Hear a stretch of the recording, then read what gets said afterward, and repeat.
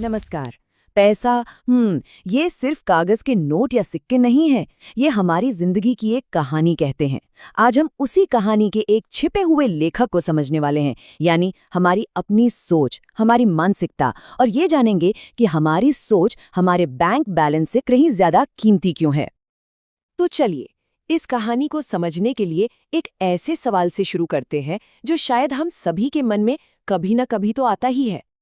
और ये सवाल ये किसी के इनकम पर डिपेंड नहीं करता है ना। हम सब अक्सर सोचते हैं कि अरे ज्यादा पैसा होगा तो सारा स्ट्रेस खत्म हो जाएगा, पर क्या सच में ऐसा होता है? इसका असली जवाब पता है कहाँ है? हमारे बैंक अकाउंट्स में नहीं, हमारे दिमाग में छिपा है। असल में पैसे के साथ हमारा जो भी रिश्ता है वो इस बात पर टिका है कि हम उसे देखते कैसे हैं। और यहीं से दो अलग अलग रास्ते निकलते हैं, और दोनों की शुरुआत एक ही जगह से होती है, जिसे कहते हैं मनी माइंडसेट। तो ये मनी माइंडसेट आखिर है क्या? देखिए, ये पैसे को लेकर हमारे वो गहरे विश्वास और नजरिए हैं जो हमारे अंदर कहीं बैठे हुए हैं। ये एक तरह की हमारी अपनी अंदरूनी स्क्रिप्ट है, जिसके हिसाब से हम अनजाने में ही अपने सारे फाइनेंशियल फैसले लेते हैं, चाहे वो खर्च करना हो, बचत करना हो या फिर कहीं इन्वेस्ट करना हो। अब जो बात सच में दिलचस्प है वो ये है कि ये दो माइंडसेट अपनी जड़ में ही कितने अलग हैं। एक तरफ है अभाव की मानसिकता, यानी स्कैर्सिटी माइंडसेट। ये इस विश्वास पर टिकी है कि पैसा लिमिटेड है और कभी पूरा नहीं पड़ेगा। और दूसरी तरफ है समृद्धि की मानसिकता, यानी अबंडेंस माइंडसेट। ये पैसे को मौकों का एक जरिया मानती है, और ये मानती है कि सबके लिए बहुत है। मतलब एक सोच हदें देखती है तो दूसरी संभावनाएं। और जाहिर है, ये जो हमारे विश्वास हैं वो सीधे हमारी फीलिंग्स पर असर डालते हैं। अभाव वाली मानसिकता डर और चिंता पैदा करती है।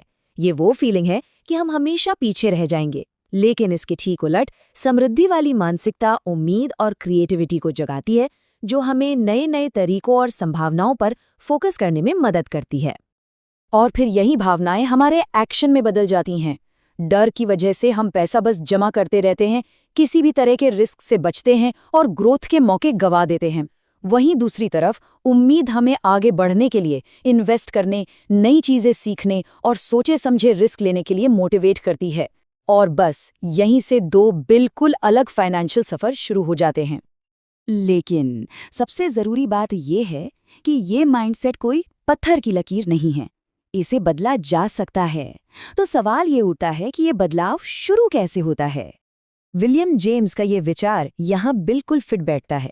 ये हमें याद दिलाता है कि हमारे पास अपने नजरिए को बदलकर अपनी पूरी जिंदगी बदलने की ताकत है, और यही ताकत हमारे फाइनेंशियल माइंडसेट पर भी लागू होती है। तो इस बदलाव की प्रक्रिया को 4 आसान स्टेप्स में समझ सकते हैं। पहला है अवेयरनेस या जागरूकता। भाई, हम उस चीज को कैसे बदलेंगे जिसे हम जानते ही नहीं, पहचानते ही नहीं। दूसरा है एजुकेशन। देखिए, नॉलेज जो है ना, वो डर को खत्म करती है और कॉन्फिडेंस बढ़ाती है। तीसरा स्टेप है एफर्मेशन, मतलब अपने अंदर की कहानी को बदलना। जो नेगेटिव बातें हैं उन्हें पॉजिटिव विश्वास में बदलना। और चौथा और सबसे जरूरी वो है एक्शन, क्योंकि छोटे छोटे लगातार उठाए गए कदम ही तो आखिर में हमें अपनी मंजिल तक पहुंचाते हैं। और इन स्टेप्स को फॉलो करना सिर्फ कोई मेंटल एक्सरसाइज नहीं है, इसका जो इनाम है वो बिल्कुल असली है और जिंदगी बदलने वाला है। तो एक बेहतर माइंडसेट अपनाने से आखिर मिलता क्या है? फायदे जबरदस्त हैं, सोचकर देखिए। पैसे की चिंता की जगह मन में शांति आ जाती है। डर की जगह बेहतर फैसले लेने की काबिलियत आ जाती है। मौके हाथ से फिसलते नहीं, बल्कि पहचाने जाते हैं। ये सिर्फ लगातार ग्रोथ के बारे में नहीं है, बल्कि अपनी फाइनेंशियल लाइफ पर एक कंट्रोल और पावर की भावना महसूस करने के बारे में है। ये उसी तनाव का सीधा समाधान है जिससे हमने अपनी बात शुरू की थी। और आखिर में इस पूरी बातचीत का निचोड़ यही है।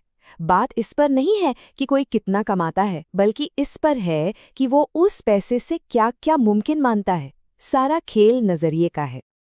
तो एक आखिरी सवाल के साथ इस बात को यहीं छोड़ते हैं कि किसी की भी पैसे की कहानी क्या है, और क्या अब उस कहानी को फिर से एक नए तरीके से लिखने का समय आ गया है?